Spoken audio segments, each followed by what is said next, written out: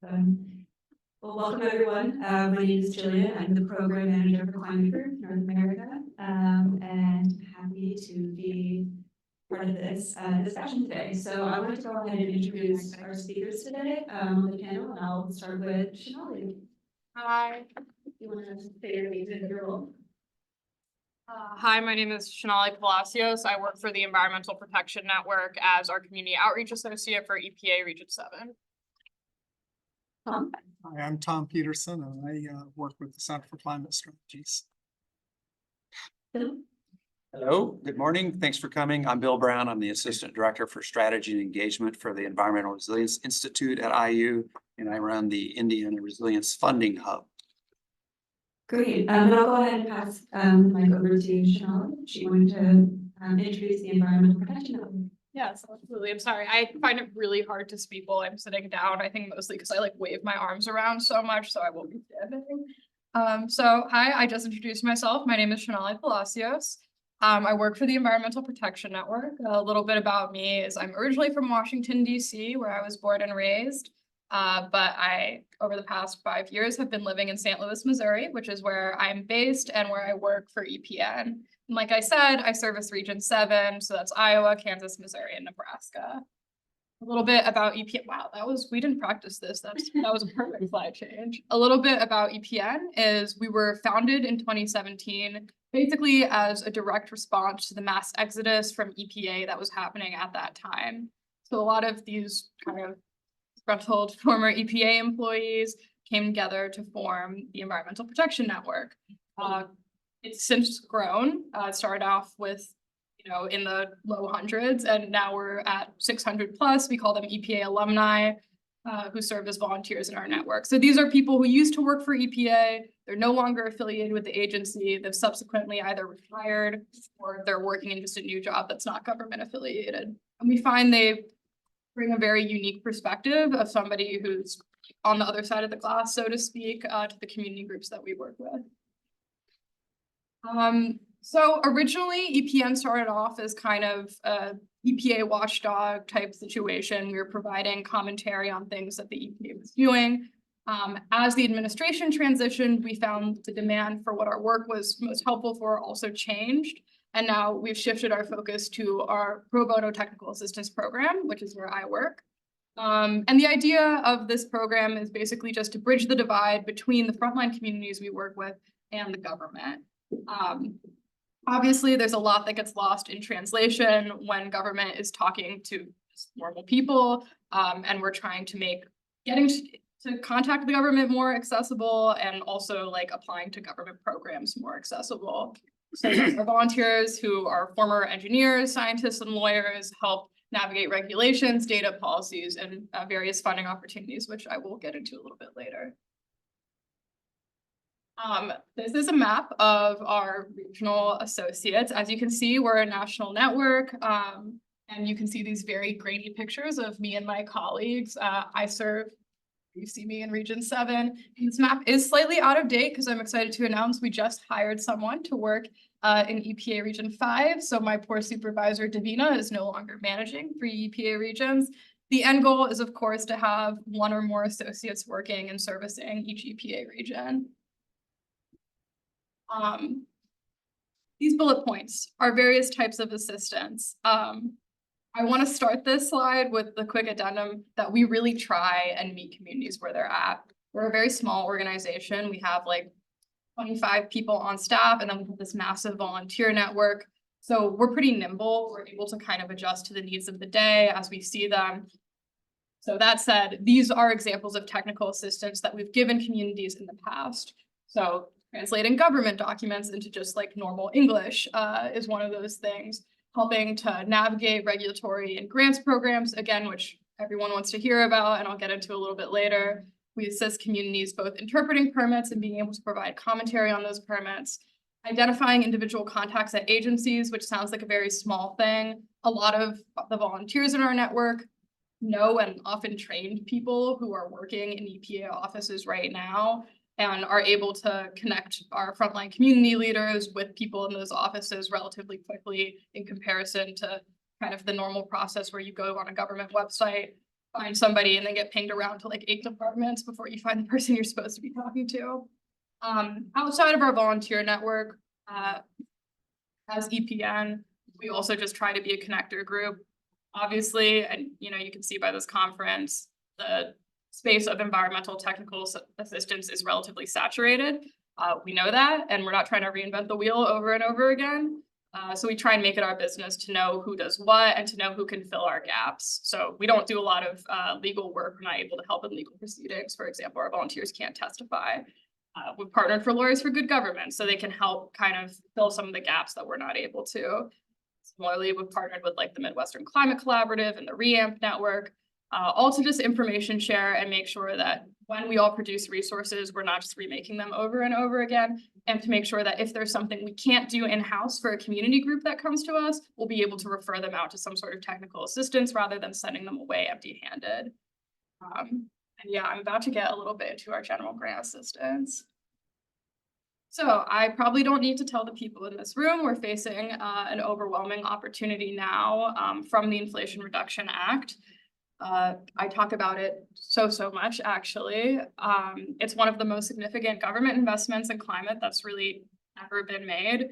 And I think one of the community members that I was talking to recently described it as drinking from a fire hose of federal funding, or trying to drink from a fire hose of federal funding. So there's all this money out there, all this money that is specifically earmarked for frontline communities, but these communities, and especially I would say these communities in the Midwest, I was talking a little bit just before the session started. I worked previously in California for a little bit. I found that coastal organizations, however, like, you know, doing great work, however strapped they were generally speaking more aware of grant opportunities and had more capacity to apply to them than the groups I work with in the Midwest. A lot of the groups I work with don't have a grant writer. You know, they don't have access to get a grant writer, and they don't have money to get a grant writer. So we've been really honing in on working on helping groups apply to this funding coming out of IRA. Community change grants, if you guys have heard of it, they're $20 million grants that are coming out of this policy. And that's something that my main focus of work has been about a month or so. And if you could try and click the link and we're making guides, if it doesn't work, that's fine too.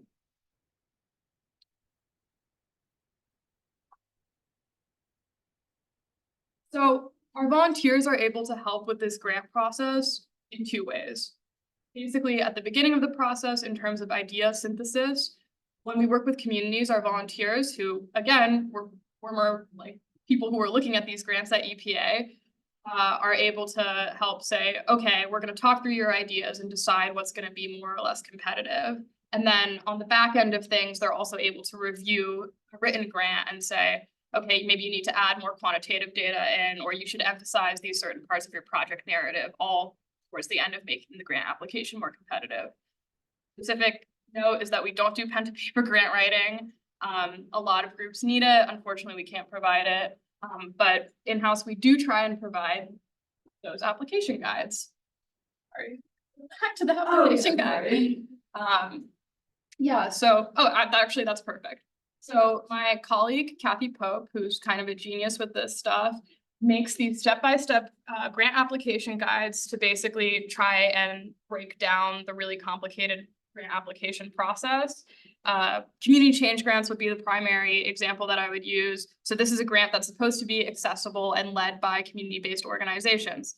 Notice of funding opportunities, 95 pages. That's okay, it's super detailed, it's great, but we're finding that a lot of the communities we want to be applying to opportunities like these and need the money from opportunities like these are finding it to be a very high barrier to access to even ascertain whether or not it's worth their time to apply. So Kathy makes these guides. It kind of like lists at the beginning a checklist of each constituent part of the guide that you need to fill out for a grant application, and highlights different things that you need to do before you apply. So like applying to sam.gov, registering at sam.gov, excuse me, is like the first step that you can see up there. Included in this guide are also templates for various parts of the grant application. So this is a project narrative template for the community change grants. These templates, basically, we just take the information straight from the notice of funding, put it into a document, put it in what is hopefully a more digestible form to people. And then we also provide a skeleton for various parts of the grant, an outline that we're hoping communities can use to very quickly sort of plug in and write a properly formatted grant without, necessarily needing a federal grant writer. Okay, so I'm going to talk a little bit about our progress today. Also, sorry, the words appear on this slide. Got it. As of last month, March 2024, 169 volunteers have assisted on almost 800 inquiries from 692 separate entities. Our technical assistance program hasn't actually existed for that long. So this is a pretty good number. And I think what I like to highlight from this number is that we have people coming to us. So ideally, we're having community groups find this to be useful. And we've helped groups access over $3 million in federal funding, something that we hope is going to grow after this sort of latest bout of grants. So all that said, if your organization or communities your organization works with think that you could find any of these services helpful, please feel free to reach out to me. I also know I speak kind of at a mile a minute. All my friends in the Midwest say that I speak like an East Coaster because I'm from DC. So I look forward to answering any questions you guys might have about our organization, or if you want me to slow down and explain anything, please feel free to ask. Thank you. Great, thank you so much. So I'm going to pass over to Tom and myself to introduce the Green Recovery Alliance and our work as Center for Climate Strategies and Climate Group. So we'll do some introductions, which we already managed, so we will skip over that. And then we're going to go over some available funding, and then access to success, overcoming challenges, and then we have a bit of a Q&A for everyone. It'd be great if you could participate in these discussions. So, Tom, you want me to do this? Why don't you get started? I'm gonna relocate. Awesome, sounds good. So the Green Recovery Alliance, the partner, is an initiative partnered between our two organizations, Center for Climate Strategies, which Tom is the founder and president of, and the Climate Group. We're the secretariat for the Under 2 Coalition, which is the largest group, global network of subnational governments. And so what the intent of the Green Recovery Alliance is to help with the technical assistance for the acquisition of federal funding. So this includes the Inflation Reduction Act and the IIJA.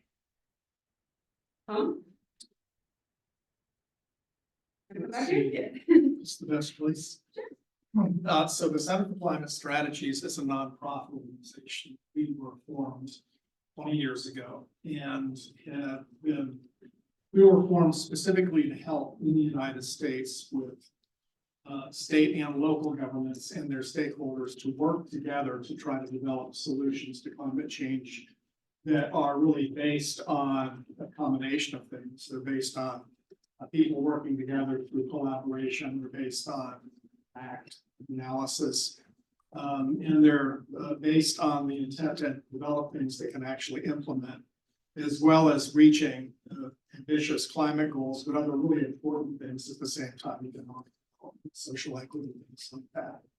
And we have folks in different places in the United States, but we partner quite a bit with other organizations. So we've been really happy to partner with the Climate Group on this project. Yeah, so just a bit of background of the Climate Group. So once again, we are the secretariat for the Under 2 Coalition, and we work with governments to accelerate climate action. Recording in and progress. So in the Under 2 Coalition, it is 50% of the global economy, 1.75 billion people. We have a global footprint, and we have 260 governments within the Under 2 Coalition. And so it's huge, and we also host events such as the U.S. Climate Action Summit and Climate Week New York. And so we are the people in charge of those flagship events, and we've had a lot of great progress from that. Now I'm going to pass it over to Tom to get more into the technicalities of the Green Recovery Alliance. It's the best way for me to see and speak at the same time. Standing right here. Is it on screen? Yeah. Oh, well, that's handy. How about that? So I'm guessing that you all are pretty well familiar with the basket of funding in the Inflation Reduction Act and the bipartisan infrastructure law.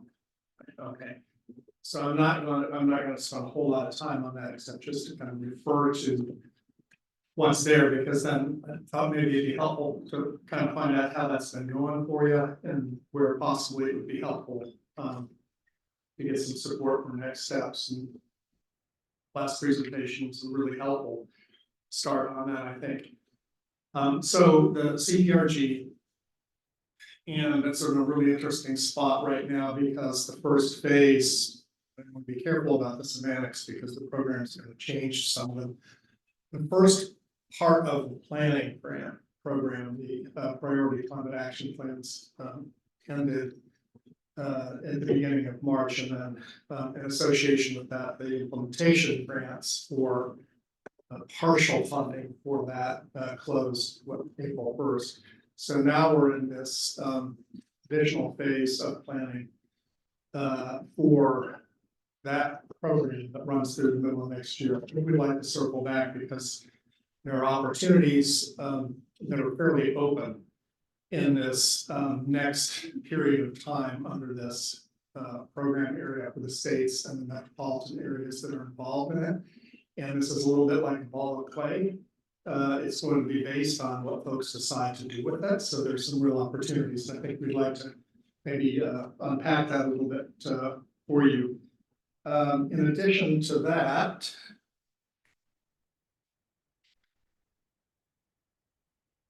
it's a slew of grants, EPA, DOE, et cetera. They really cut across a number of different areas. And I think this is a hit list of ones that are coming and of particular interest. But you know, as you guys probably know, these laws encompass a really wide range of programs. And so part of the journey is to keep up with all that. So there are great web portals, and the White House and the agencies have done a great job on this, sort of keep up with what's the latest and what's coming out. But these are some critical things happening right now. Every single one of these is an opportunity to connect the dots between climate change, economic development, social equity, and then other things, modernization of energy programs, et cetera. They all have, as you probably know, really lengthy technical requirements that take a lot of time and effort and expertise to put together. So there are organizations available to help with that process. And that's all kind of there and very important. The thing that I think is equally important is to be able to think openly and creatively about what to do with these programs and not really kind of be restricted in your thinking, because Congress created this law, and as the agencies have implemented it, they very deliberately wanted to open the box up so that we could do more than we had in the past in these areas. One of the things that I'm not sure we have listed here, for instance, is DOE has a loan program. And they really broadened that, so it's much, much more flexible in terms of its implementation. So I guess really just want to make sure everybody, understands that this is an opportunity to think a little bit differently going forward on how these kinds of things can be done. Transportation is also a really big part of it. That last slide referred to energy and buildings, but transportation also is very important. And this is cutting across vehicles, infrastructure, and systems. So once again, there's a lot there, but there's a lot of opportunity for creative thinking because, for instance, the service transportation programs now have been flexed, so you can do a lot more with them in the future than you have in the past. So this would be, I think an opportunity for some creative and strategic thinking about what to do with these things. And at the state level, same story, a lot of opportunity. One thing I will call out is these programs specifically are designed to support rural areas, as well as the urban and metro and suburban areas. And depending on which one, I just mentioned a moment, the surface transportation block grants, that's really one of the opportunities that's been flexed a fair amount. So there's more that can happen with that. The carbon reduction program is another open door here. It's an opportunity for states to come forward and say, here's how we want to reduce emissions. And this really ties back to the CPRG into a comprehensive climate action plan and identifying all of the actions and all the different sectors that could be undertaken.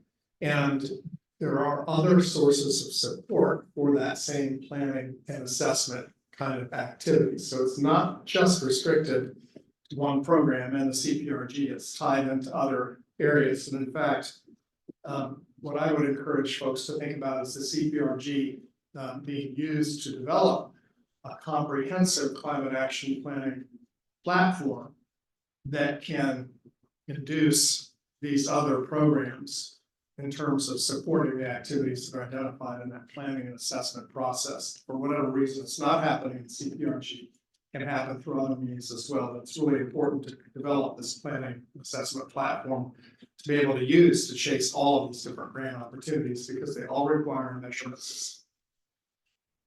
So as you all know, I'm sure the biggest chunk of funds in the Inflation Reduction Act include tax credits and then this brand new world of direct pay, which is a fancy way of saying you don't have to be a taxable entity to be able to receive the equivalent of a tax credit. But in this case, it's actual cash that is sent to you at the equivalent level. So a nonprofit organization, including government, including nonprofit organization, including an educational institution, community serving buildings can be a part of this without being taxable entities. So we see counties now wanting to be involved in this. And this is new, a lot of money there, a lot of opportunity. It does require the use of best practices in terms of measurements to set this all up. We can talk more about that. So Greenhouse Gas Reduction Fund, 27 billion that's carved in three pieces, essentially national, state, and local. Through these three funding mechanisms, for those of you who got up early this morning, you probably saw EPA announced the National Clean Investment Fund awardees and the Clean Community Investment Accelerator awardees at 6 o'clock this morning or some such. And so we know that there are a couple of large national nonprofit organizations who are going to be the aggregators for those two, and that money will push out them to a variety of different directions. There's also the Solar for All component of this. So far as I know, it's early in the day. The awardees haven't been announced, but that's expected imminently. So states and metropolitan areas were allowed to apply for that. Big takeaway on these things is that there's a lot of money here to support the funding of the outcomes for the planning and assessment process that takes place, whether it's under the CPRG or somewhere else. We have two worlds, and they're actually doing a good job of talking to each other at EPA now, which is a great thing. We've got the planning and assessment world, and we've got the investment and financing world. The idea is to connect the dots, so policy drives finance, and then vice versa. So this is the money bucket here that is available for connecting to the planning and assessment process. So that's one big point. The other point is that pretty large slice of the funding available for each of these goes to technical assistance. So we've got, in the case of Solar for All, 75% of the funds are available for direct investment, supporting the installation cost of solar panels. For the National Investment Fund, it's direct investment. But 25% of those funds are set aside for program development, program support, measurement systems, the development of incentives programs, all the things that are critical to creating the kind of macro environment and the kind of capacities that are necessary to implement these programs because they don't self-implement. So, story of somebody who's on the hot seat in a county doing all this, who doesn't even have a computer. That's why this 25% exists, is to change that world so we are capacitating the end users of these funds. And in my experience, we've been directly involved in this. A lot of that hasn't been really figured out yet. It hasn't been scripted out yet. So it's a wonderful opportunity to be able to go back to the recipients of these funds. And this is true in so many of the other federal funds as well. It's maybe a little bit of a hidden thing here that they also have opportunities for technical assistance. It's a wonderful opportunity to go back and say, hey, we need money to build capacity to hire people, get third-party assistance, to put in place the mechanisms that we need to be able to run the train here, because otherwise it will not run all on its own. So this is a tremendous opportunity. And the other thing that y'all probably do know is the Justice 40 requirements, which are require an understanding of all the metrics and the mapping and the targeting and tracking associated with that. So the greenhouse gas reduction fund announcements this morning fall under J40, but actually the awardees committed to an allocation of 70% of those funding going to low-income and disadvantaged communities. So this is a very big part of these programs and an active opportunity area.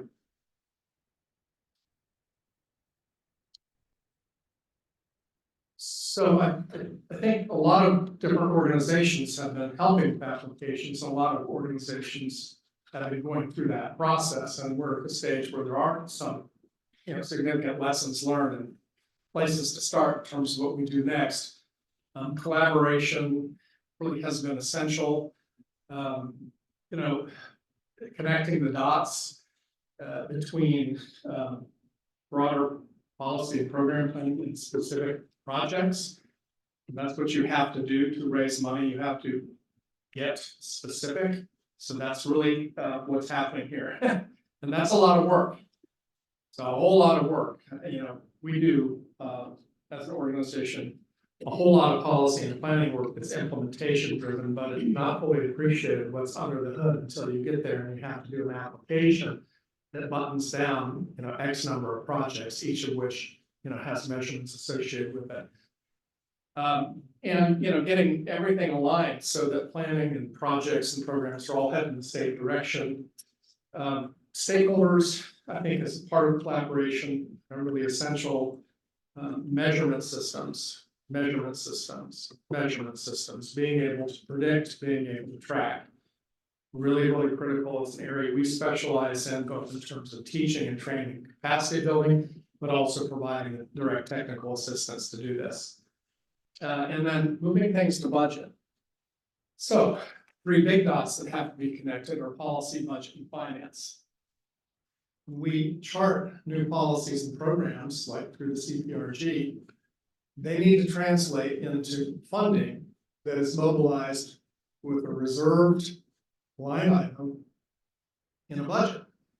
And that reserved line item has to be sourced with specific funds that come in through a revenue mechanism of some kind. That can be appropriated revenues, it can be revenues coming in from grants, this can be leveraged revenues. But we have to go through policy, budget, and finance. That's a mouthful because this is not there yet. It's not happening. It's really, we're just kind of scratching the surface. So let me give you a couple quickies here. Collaboration and stakeholder engagement. So we go over in the state of Maryland. So the state of Maryland's in its legislative session right now. And one of the big components of the action plan there is something called the Building Energy Performance Standard, making buildings more efficient, lower carbon. There's an expense associated with that. When you predict the cost per ton of emissions reductions, you have to have involved in that calculation a cost figure for the installation of these energy efficient appliances and equipment and technologies.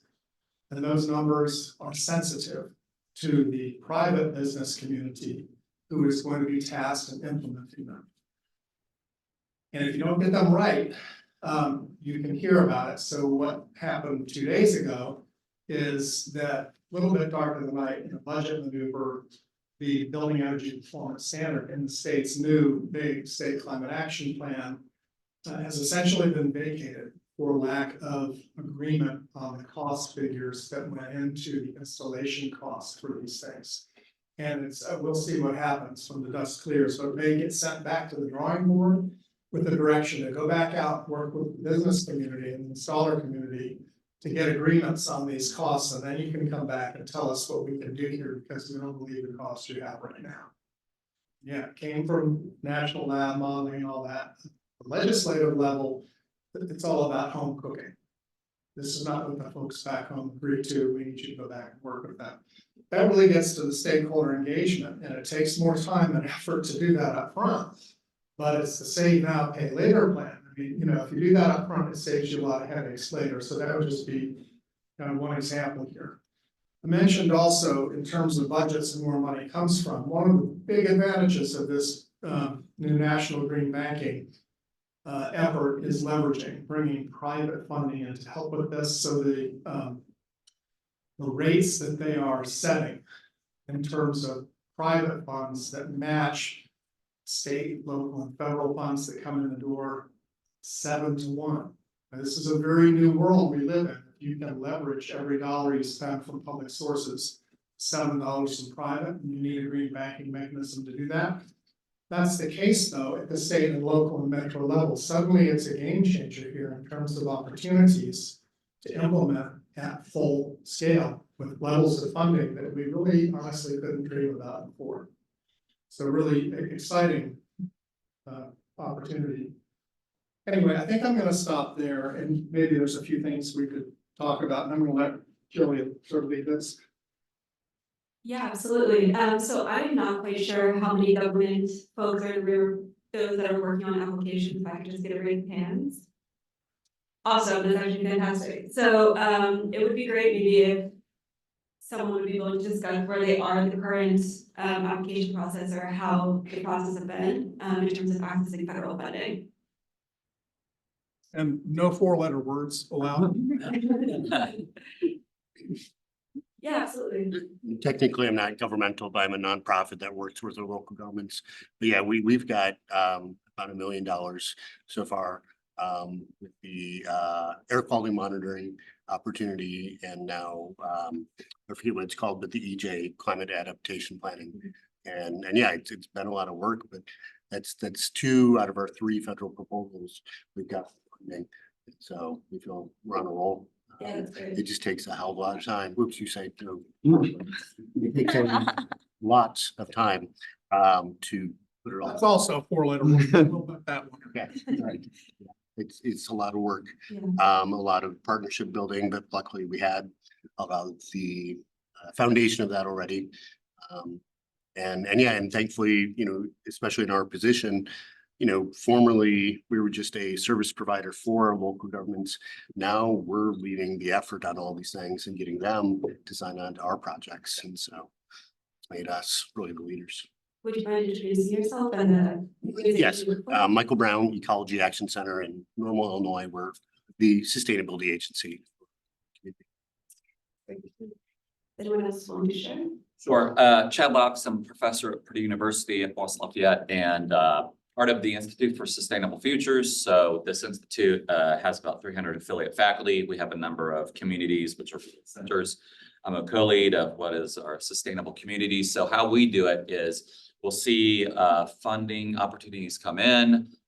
We have a managing director, who Lynn is here, that helps with faculty find grants that are affiliated with their research interests. So we do mostly, I think, federal funding, but there are some state funding as well that we go for, depending on really it's faculty-driven, faculty interest. And it depends on the type of grant in terms of who we engage with.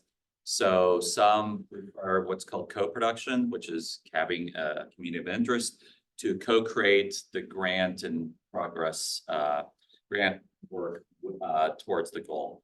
And what can I say about it? I think that's about it. So it's very organic in terms of what we decide to work on. It's not centrally, the Institute does not direct here, this is the research we're going to do.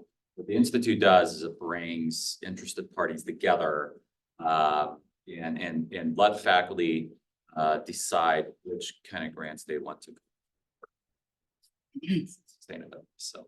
I have a follow-up question, if that's allowed, but I know a lot of the governments that we've been working with specifically, one of the main challenges that they're having is coordination between the federal, state, and local level, and so I was wondering if anyone here has any, yes.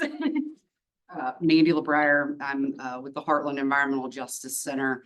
So in two capacities, one, we obviously receive federal funding for what's known under EPA as the Thriving Communities Technical Assistance Centers. I think many of you may have heard of the TIC tax.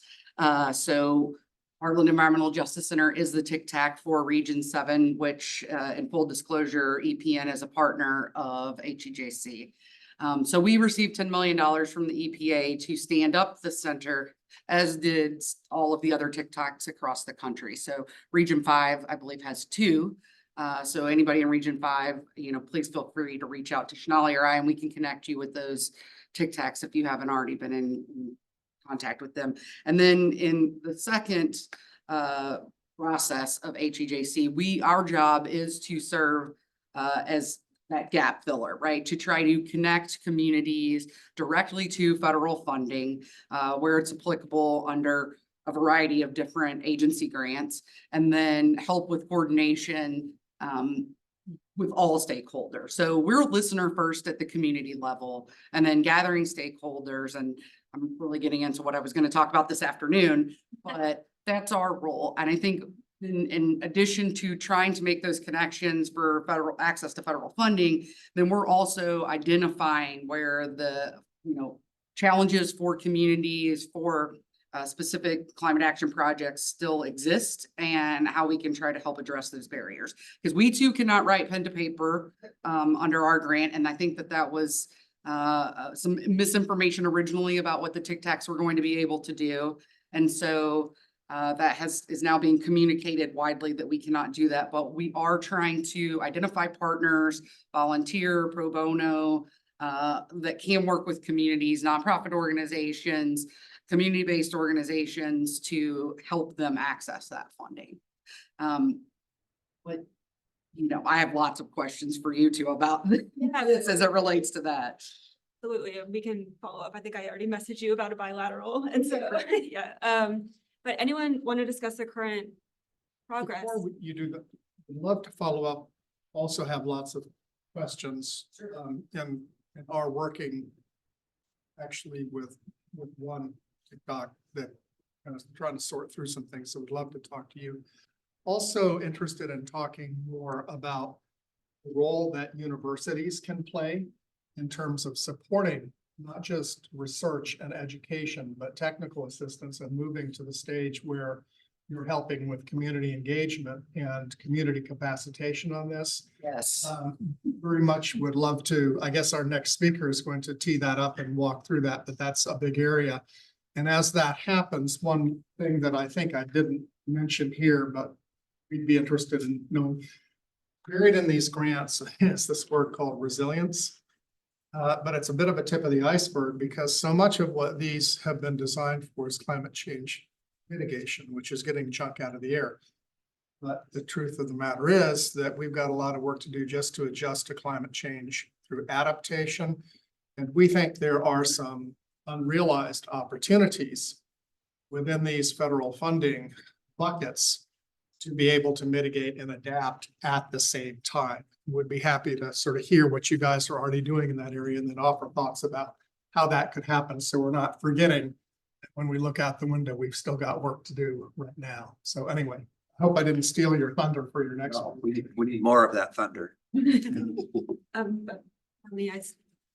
I think going back to the original question around progress accessing federal funds, I'm Melanie Askey. I'm with Dane County, so county government. And one of the roles that we play is sort of a connector between us and then the really grassroots organizations within the county who don't necessarily define themselves along climate lines, but are working in the climate space, whether or not they say they are or not.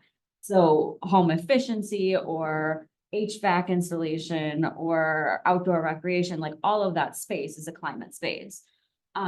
So So one of the barriers that we found is just getting people to identify as being eligible for these federal funds, seeing that they're like, oh, this is work that I do, like, can talk about this in the application. So identifying that. But the other problem that we see is the definition of disadvantaged community is really inapplicable to Dane County, because where you have like Chicago or maybe New York, where there are big tracts that make sense at a census tract level of like low income or socially vulnerable. In Dane County, and especially in Madison, you have like, it's more at the block level. So when you aggregate it up, it doesn't meet the threshold, but we know that those people are there. And so how do you go to a community group and say, like, we want you to apply, but you can only work in this area, even though your bread and butter is this area, even though it doesn't apply for this one, like,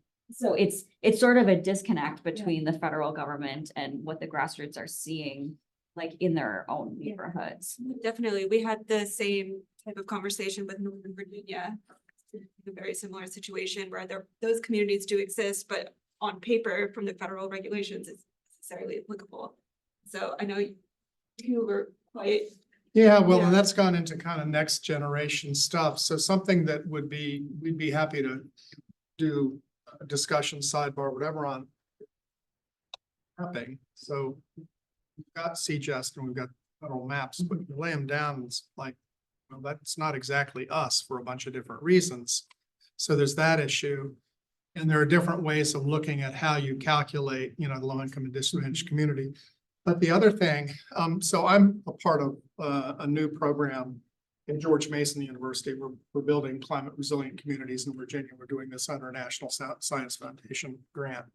And it is focused on adaptation. Make a long story short, one of the things that we are doing and going to be doing is mapping climate impacts at a neighborhood level, so that you have mapping capabilities. And in some cases, heating with heat issues, we're even going to be able to do this, we think, at a street level. So it doesn't answer the LIDAC issue. On the other hand, in terms of localizing climate change drivers like heat and precipitation, and then being able to map really, really, really local community of interest and engagement around these things, the mapping is kind of getting to the stage where we can actually do that. And it may be an opportunity to sort of bring some of that mapping, again, I mentioned resilience, together along with mitigation, so that we can get things down to a scale that makes it a little bit easier for people to sink their teeth into. I think that's right, because, and especially like at our level, we're lucky that we have like a lot of good mapping experts. And so we have the data and we have the neighborhood level maps, and and I think that AI is going to help a lot with this and being able to use satellite imagery. That's a different question, but I do think that there's a level of data aggregation that we can do broader. But I think that there are a lot of experts on like in our community that know how to do this and have done it, but it's just not accepted as like the definition.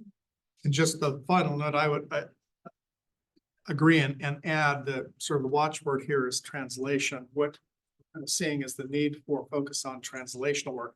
Take the great data that's there, but let's translate that in a way that hits the dot here as needed.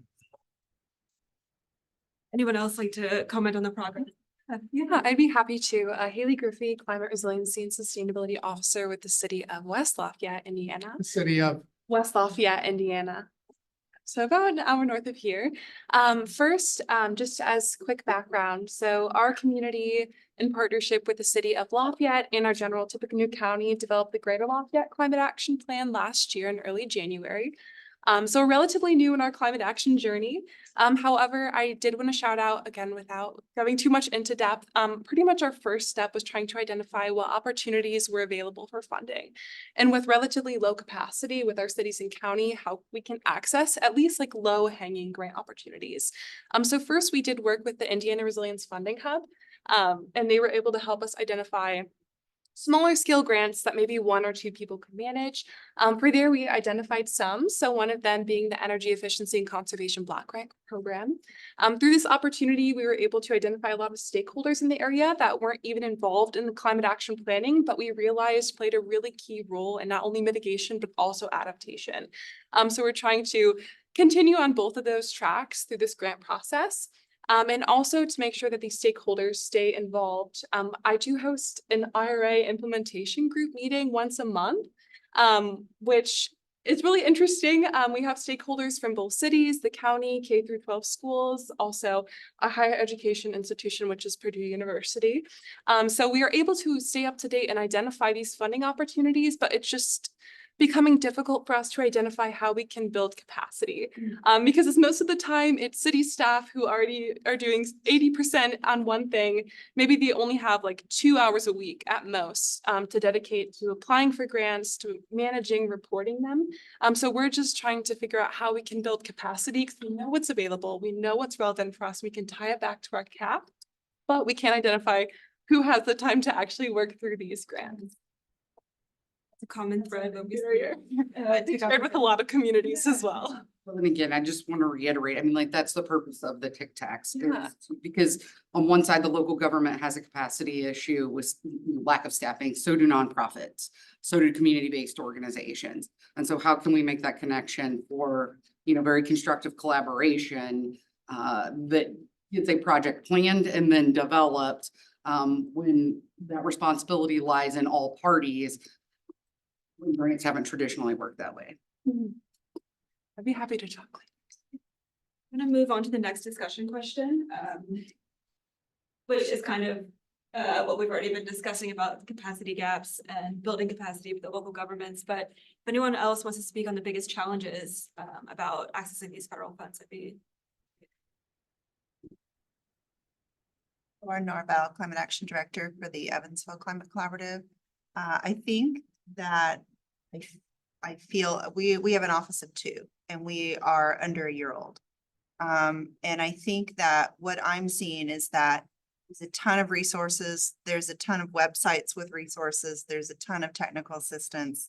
But what I'm struggling with is I can read the grants. I can, pick out grants to apply for. And there's a ton of technical assistance out there offered to help with choosing them and applying for them and being competitive for them.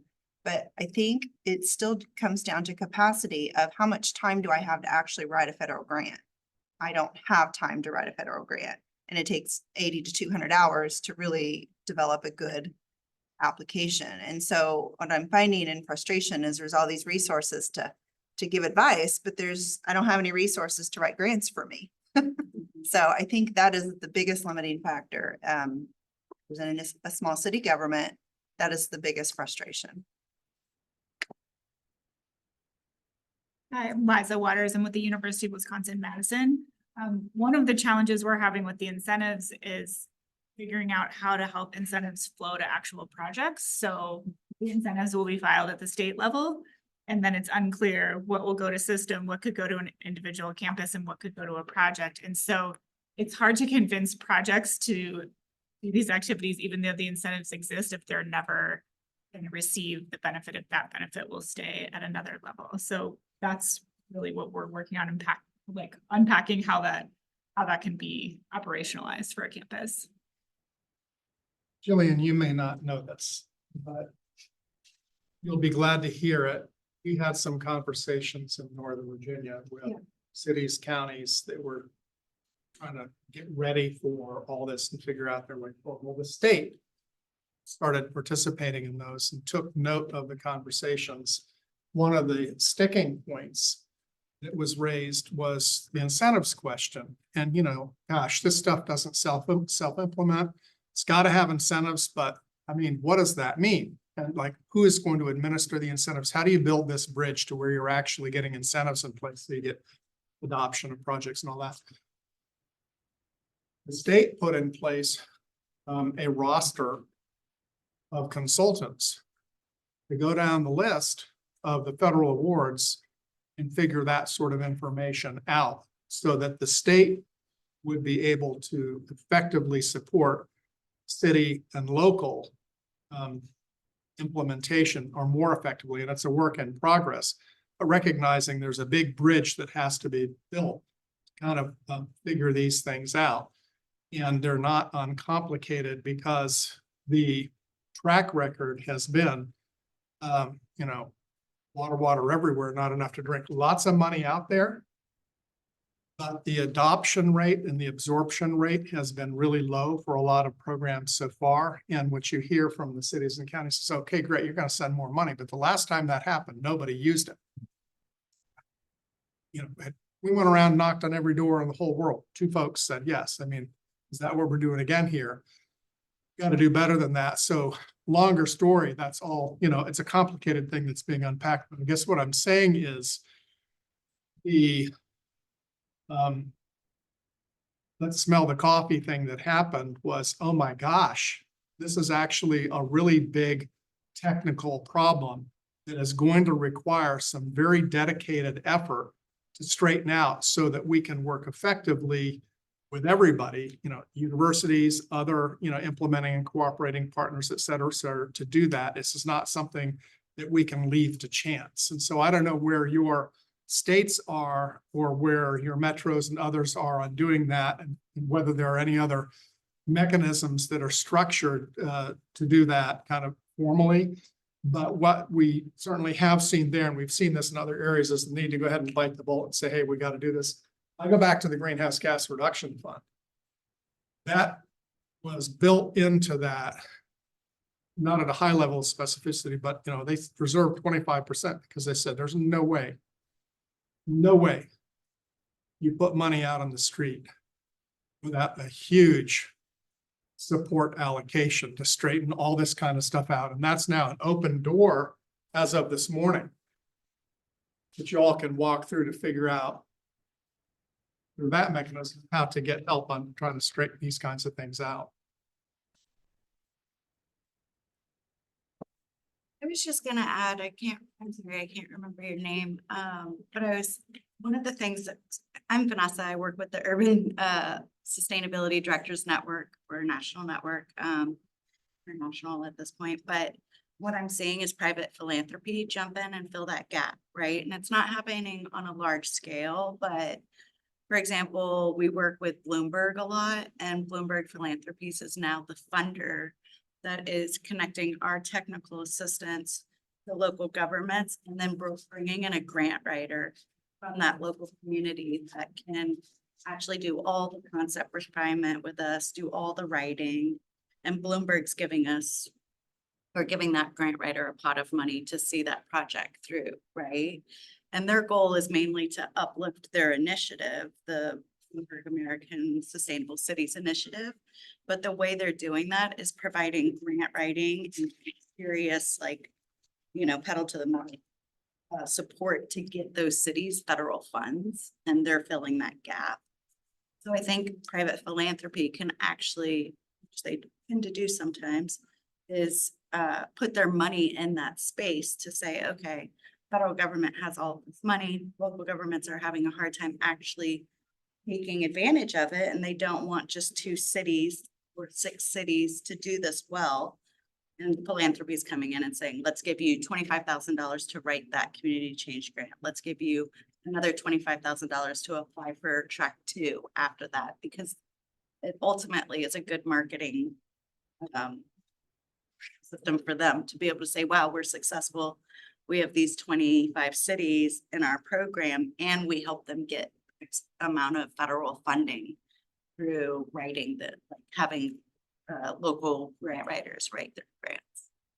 Point is I think there's a space for private philanthropy to fund that gap that's seriously needed. Yeah, just on that note, that Bloomberg funded program, it's called Elevate. We work with them a fair amount throughout Region 5. I've worked with their staff before, and yeah, they're very helpful. I would say the one thing about their assistance is you have to fall into a certain demographic criteria to be eligible for it. I mean, like almost any technical assistance program, right? But I've worked with them in St. Louis, and they're hiring a grant writer for a group that's applying to a community change grant in East St. Louis, and things are going pretty well. So that's just some anecdotal evidence to testify. And if you look up Elevate, and then just search Bloomberg, the keywords, their website should come up. Well, and then Jillian and I are funded, our groups are funded by a philanthropy, New York Community Trust, actually as a catalyst for this kind of activity. So just to underscore the role that philanthropies can play, but both of our organizations also have been in the foundation grant operations business for a long time and worked with a very wide range of them. So part of the capacity that we have here is understanding how to help people like you structure relationships with local area foundations, regional philanthropies, as well as national philanthropies that really match your needs, because there are a lot of different ones. We've worked with about 50 philanthropies, but you know, they all have their requirements, and that's kind of its own world. I'm sure you guys already do quite a bit of that, but to the extent it's helpful to talk further about how to sort through the relationships that you might want to seek with foundations, that's something that perhaps we could chat about also. Yeah, I'm gonna go ahead and keep the ball rolling just on a time basis, but thank you all for your participation, and it would be great to connect with all of you afterwards to be able to see how we can figure out next steps about collaborating moving forward. So any follow-up questions, that's Tom's email, and I'm more than happy to provide my email as well. And I think I have everyone that put it on their agenda. I have your contact information, and so I'm more than happy to do some follow-up. I'm gonna pass it over to Bill to talk about some rural.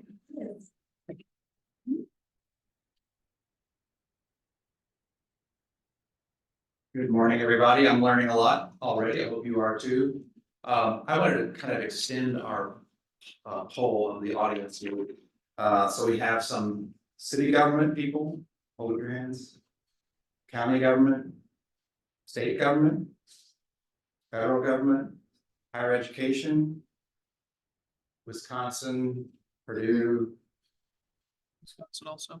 Where's that? Wisconsin also, Okay. Two from Wisconsin. How about people from Indiana? Woo-hoo. Alright. How about former McKinney climate fellows? Only two in the room? Okay, that's good. Good to see you again. Did I miss anybody? Consultants, Nonprofit. nonprofits. And consultants. And Amber, you're with Consultant, Pyramida, yeah. your consulting State Support Center. Called State Support Center. base sports. Great. So I'm talking about something that is completely different scale than what we've talked about so far. We talked about the global level and we talked about the national level. I'm talking about rural level in Indiana, so very specific. But I think one of the things I want to get across today is that what we are doing is fairly unique, and maybe it shouldn't be so unique. Maybe this is something that could be scaled and duplicated and replicated. And for the university folks, we'd love to help with that. And if you're in a state that doesn't have anything like this, perhaps we can help seed organizations like this in other states as well. But I wanted to start with a success story, just to kind of get people energized and inspired about what can possibly happen at a local level with these kinds of federal funding that's available now. So this is Christie, Indiana, population 465 people. One of the things that is interesting about this community is that they were very concerned about the fact that they didn't have a public library branch in their community. They felt like they were losing young families that were moving to places that had libraries or could do summer reading programs. They had to drive 15 miles to the closest summer reading program at a public library. And they were able to get funding for a feasibility study for a library branch. And what came out of that feasibility study is A, they didn't have any money. B, they didn't have any land. C, they didn't have a storefront. And D, they didn't have permission from the local library district to do a library. So in most cases, the feasibility study might have stopped right there, but they had over 100 people show up for their meetings. in a community of 465 people. So they had this tremendous overpowering social capital. And with that kind of social capital, you can accomplish just about anything, and you can attract grant funding. And this is actually a meeting where they were trying to raise the local match for an Oprah grant, Office of Community and Rural Affairs block grant. And they were able to raise 88,000 in 6 months in a community of 465. But the solution to their problem was that we thought that they could go to the local elementary school and utilize the elementary school's media center with maybe a public entrance and make it a public library after hours. The North Spencer County School Corporation said, no way, can't do that, too many legal ramifications to that. But we could donate an acre of land on our site that is next to the outdoor learning. So the school corporation was on board. The next step was, what about the library district? Could they be convinced to do a library branch in tiny Christie, Indiana? And they had already said no once, but we asked if they could get a free building completely paid for, and it didn't have any utility bills, would you be interested in a branch? They said, yeah, that sounds interesting. So this is the site next north of the location, the outdoor learning. And what happened in this project was they were able to secure that grant. They designed a building that was very energy efficient, geothermal, LED lighting, all electric, with an outdoor learning power pavilion that is an outdoor classroom. It's also a community meeting place, but it completely powered the building, and they were the first public library in America to be certified energy positive, and they won all kinds of national awards for collaboration. It was a collaboration between the Regional Planning Council and the state of Indiana, Oprah, and also the town of Christie, the school corporation, and the library.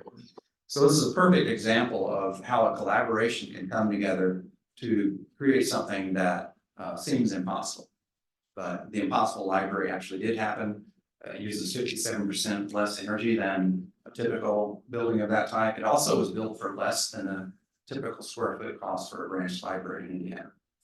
So, you know, if something has been done, then it must be possible, right? That's what Amory Lovins used to say. And so this was hoped to be an example for other communities in Indiana. I went to their 10-year celebration, and this was finished in 2009, by the way. And since this was completed, the cost of solar has gone down by 90%, and the cost they would have been paying for their electricity has increased by 30%. And this is a trend that's going to keep continuing. By Swanson's law, every time we double the capacity for solar, we decrease the cost by 20%. And so this is going to get even easier in the future. It's going to be even more of a no-brainer, and especially when you add the kind of historic funding that we have now. But one of the problems that we have in rural communities like Christie is that a lot of times they don't have that community capital. They don't have that social capital. They don't have a spark plug. In this case, this project spark plug was the town clerk. And she said, by God, we're going to do this. We're going to have a library in this town. No matter what people say, we're going to do it. We're going to pull it off. And so that is the secret sauce that is missing in a lot of communities. We did a survey of 1,000 rural communities in Indiana, and the number one problem that they were facing is lack of capacity. And you said it even with Evansville, you know, lack of capacity is in a city the size of Evansville. Imagine if you have one person who's running the show and they can't keep up with the potholes and the water and sewer issues that they have. So there's a tremendous opportunity here. Christie found the money. They used state and federal funding. They also got a state grant for part of the solar array. They used outside funding for renewable energy. And that was critical to the success of their project. This project would not have happened if they couldn't find a way to eliminate those utility bills. So they were able to use capital funding to eliminate their long-term operating expenses. And also 100 people from Christie volunteered to help man the library. It's interesting. The collaboration with multiple organizations was essential, and then social capital as a precursor to financial capital, I think is critically important. And I think it's important also to note that the clerk did not have to do all that work. You saw the 100 and some people in that room. You didn't see the clerk in that picture. All these people came together to take on this impossible mission, and she was able to step back and do her day job. So I think that's part of the key, and these organizations that are co-presenting here have that expertise of pulling that collaboration together, and that's essential. Even in a rural community, it's essential. So just to tell you a little bit about the Environmental Resilience Institute, this is an institute at Indiana University that was a grand challenge. It was funded in 2017. A lot of the initial funding went to research and went to hiring faculty that had expertise in climate related fields. And then we also had a program called the McKinney Climate Fellows Program that originated in the sustainability department, which I used to be the Indiana University Sustainability Director. And it was called the Indiana Sustainability Development Program, which put students out into communities, nonprofits, and corporations in Indiana to elevate their sustainability game. That program was taken over by the Environmental Resilience Institute to focus specifically on climate and resilience. And it's true, and I'll tell you more about that. But the Environmental Resilience Institute is bigger than what I'll be talking about. The Indiana Resilience Funding Hub is a small piece of that. Part of the ERI method that I think could be duplicated at any university is that we have leveraged student expertise and faculty expertise and get that expertise out in the field. And this past year, for example, we had 40 McKinney Climate Fellows working with communities, working with nonprofits, working with corporations throughout Indiana. And some of those were organized in a cohort. And the way a cohort works is cities come together in a group of about 8 cities that want to focus on a particular thing, whether it be greenhouse gas emissions inventories or climate action planning or resilience planning, or the current year we're getting into urban green infrastructure. We have a $5 million grant that we can spread that funding to 20 communities throughout Indiana. So those cohorts each have a McKinney Climate Fellow, and they each come to these gatherings with a national consultant, and they learn from each other. They learn from the national consultant. They share the costs of that learning experience. They learn a lot from each other. They're peers in those forums. So that model has been very successful over the years, and it continues to grow. So we've had over 200 McKinney Climate Fellows, and there's 2 in the room. Every time I make a presentation, I ask that question. There's usually at least one McKinney Climate Fellow in the room, which tells me that, hey, it's working, that these people graduate, many of them stay in Indiana, many of them work with governments or corporations or nonprofits in Indiana. You'll bump into a lot of them today, I'm sure.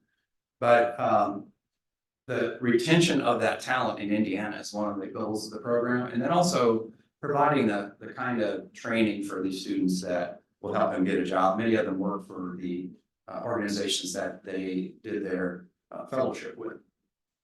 And you can ask 2 in the room about how that worked out for them in their career choices.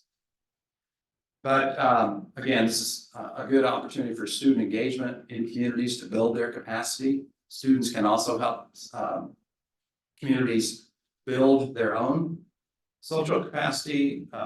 And I think you've heard an example of that with Haley and what she's doing, trying to get a committee together of organizations in West Lafayette to talk about this and talk about this tremendous opportunity and develop those collaborations. It increased the partner capacity, career development, community engagement, talent retention. These are all things that the program is designed to do and has been successful. It's funded by the McKinney Foundation, which is a major philanthropy in Indiana. And then we've done a number of these resilience cohorts. Again, talked about some of those focus areas. And then new as of January of last year is the Indiana Resilience Funding Hub, which I lead. And this is a collaboration between the Environmental Resilience Institute and the Center for Rural Engagement, which I started 5 years ago. And this is funded by the Resource Rural and the Energy Foundation, along with the Indiana University. So we want to empower rural communities to successfully apply for federal funding. We have a crew of 4 McKinney Climate Fellows assigned, and then we have a professional grant writer. And the professional grant writer trains the McKinney Climate Fellows and works directly with communities. We have worked with communities that are so small and under-resourced that they don't have a computer and they don't have the ability to even apply for some of these grants. So we actually sit down with people and work through the whole grant writing process with it. The first year we've awarded around $1 million to communities or help them find around $1 million and work with others on resources and other technical support to make their applications successful. So you all know that we do face a generational opportunity here with these 2 acts. And our focus really has been mostly on the Inflation Reduction Act and focus on resilience, energy. But we cover a lot of ground. We get into some other grant writing that may not be directly focused on resilience or climate issues. One that in particular is the Safe Streets and Roads for All. And we've been able to leverage that grant for planning money. And that planning money is helping to connect pedestrians across communities that gets them out of the way of traffic so they're safer. And there's grant funding for that. In fact, that's one of the programs that seems to be underutilized. There's more grant money available than people are taking advantage of. But we cover the whole grant ground of IRA and IIJA. We do research on all those grant opportunities. We track everything and we try to line people up with what they need. Here's what might match up with what you need. Here's the timeline. Here's how we can help you. Where are you at? And in many cases, it's more preparing the ground before they're ready to apply for a grant. So we have a resource. Our web page is our primary resource, and you see the URL there. But we have done a number of fact sheets to condense these NOFOs down to 1 page or 2 pages, and we've had we show all the different hubs and portals that people might want to take advantage of. If you're a county, there's a county portal. If you're a city, there are city portals. The portals on this are designed to be accessible for all different kinds of partners. And higher education has their own portal. So whatever you're looking for, there's a portal for it, and it's on our website. But we've had a number of webinars, and we have mapping tools. The Environmental Resilience Institute started out working with Purdue on mapping tools to bring the national climate data down to the local scale in Indiana. And that work is still ongoing, and we're about to revise that kind of downscaling of the climate change futures for communities in Indiana.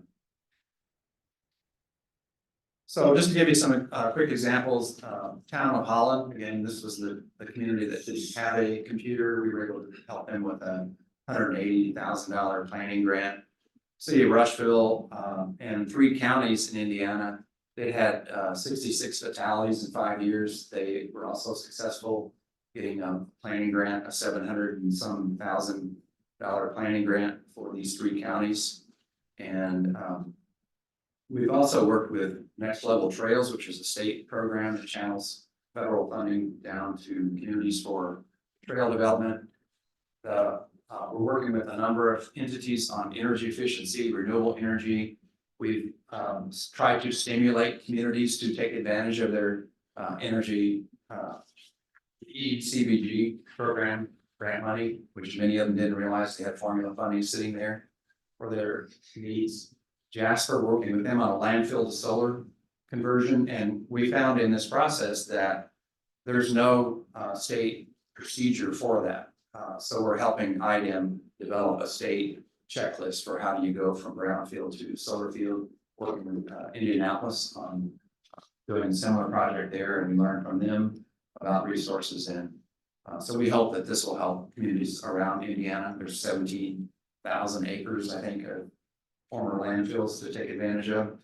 Gentryville, a town of 200, they have 2 aging police cars that are 15 years old, and they're kind of like a Cuban version of police vehicles. They keep patching them up. We helped them with a grant for 2 new electric F-150 Lightning vehicles and 2 charging stations. We'll see if they are successful with that. May Creek Farms is a small rural community looking to do community solar, which is hard to pull off in Indiana, and we're hoping to do a demonstration project. But working with the larger ERI, we've been getting involved with other grants, climate pollution reduction grants. I, for example, have served on the core committee for the Cincinnati MSA, which is Ohio, Kentucky, and Indiana, and working through that process on their PCAP and the implementation funding. Others in our office have been working on these other scales of the climate pollution reduction grant. But also what we're really concerned about is how does this money trickle down to the rural communities in Indiana? How do they know about it? How do they take advantage of it? We've worked with other agencies on Justice 40 mapping and GSA type mapping, and trying to interpret what the Justice 40 might mean to them in their community. Every state has a different version of a disadvantaged community, and every grant seems to have a different version of what is required in terms of environmental risks. We've also offered simple things like letters of support, reviewing applications, and we contributed our grant writer to the Solar for All effort, one of the Solar for All consortium efforts in Indiana. Other opportunities we've been looking at, again, the climate pollution reduction grants, Solar for All. We hope that breaks soon. What we're aware of with Solar for All is there is going to be a tremendous shortage of contractors and workforce to actually pull that off, to actually do the work that's going to fund. So we're trying to figure out how to bolster that on the community level. Energy community transition, there are about 1/6 of the state of Indiana is in the Illinois coal basin. A lot of those coal mines are shutting down. A lot of their power plants are shutting down, and we're trying to help them focus on the 48C grant or 48C tax credits and how that might bring more industrial development to their communities and to their former power plant locations. Rural Energy for America, we're working with rural communities. Any rural community business that wants to work with us, we can help them write a grant for their energy projects. Direct pay, we've had webinars. We're trying to educate people that yes, you can qualify for a tax credit even if you don't pay taxes. And then the Indiana Energy Independence Fund is a new green bank in Indiana that we're working closely with. And so we're kind of all over the map, and it's kind of crazy. My day job becomes my evening job as well, typically, and we're on the road a lot. But it's an exciting time to be working in this field. And we want to try to bring as much of that federal money back to Indiana as we possibly can. So there's more of those Christie stories that people can talk about. But some of the portals that we have are the climate portal, funding finder for EVs, federal climate funding hub, the local infrastructure hub. Lots of opportunities out there for people to get condensed information that can speed up their search. Some of the webinars that we've had, and one of the ones that I think was really powerful is that the EPA director for the Justice 40 program was our webinar leader, and he really inspired everyone. So if you want to see some really interesting webinars, they are here and geared towards Indiana, but also useful otherwise. So again, please reach out. You will find if you go to that website, you can also click on a button that you can contact us, or you can reach me, brownwm@indiana.edu or iu.edu, and I'd be happy to talk to you about what we do. And I love to work with other universities that have similar programs. We're going to be excited to work with Purdue as a tic-tac. And then I saw that Purdue also recently got some funding for siting of wind and solar in Indiana.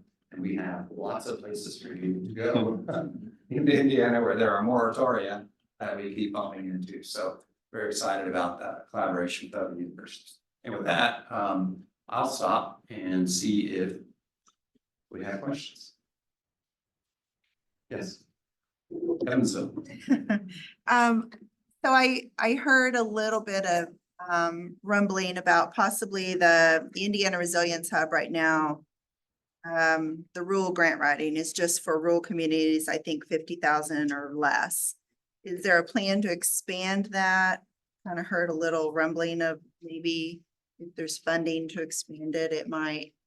And if so, will there be other parameters other than just population size? Like, for example, the city that maybe doesn't have the political will to staff grant writers or to pay for grant writers.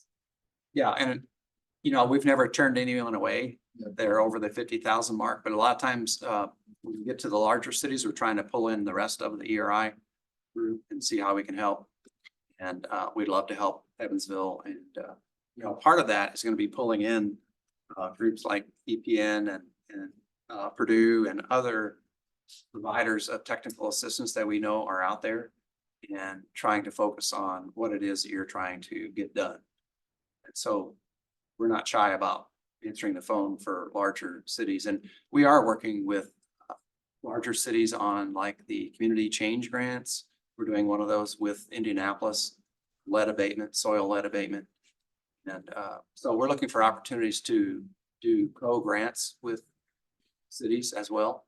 And that's, again, the bigger ERI, but I get involved with those bigger things as well. So we are beginning to scale up and ramp up our group.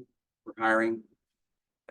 We're getting more funding, getting a better position, I think, in the university. We're looking for more philanthropy funding, so we should be able to scale up. In the meantime, let's continue to talk and see how we can help. And there's others in the room here too that could help. City the size of Evansville. Good question. And if you know rural communities, or if you're from a rural community but work in a large city, we'd love to help. And if your hometown is a rural community, we'd like to make that connection, especially if you're in Indiana. If you're outside of Indiana, we'd like to know what other states are doing in this realm. How are rural communities being reached out to? This is the way we're trying to do it in Indiana. I know Purdue's got a major effort that they're starting to roll out through the extension, and I'm sure other extension universities are doing the same thing. So I'm interested in learning from you all what you are trying to do to help rural communities in your state. Yeah, well, we're at time. It is 10:30, but we really appreciate all of you joining this conversation. And if you want to meet up to have further conversations about your progress, about accessing federal funds, or any just follow-up questions, feel free to reach out. I'm speaking for you about on the Whova app to have those conversations.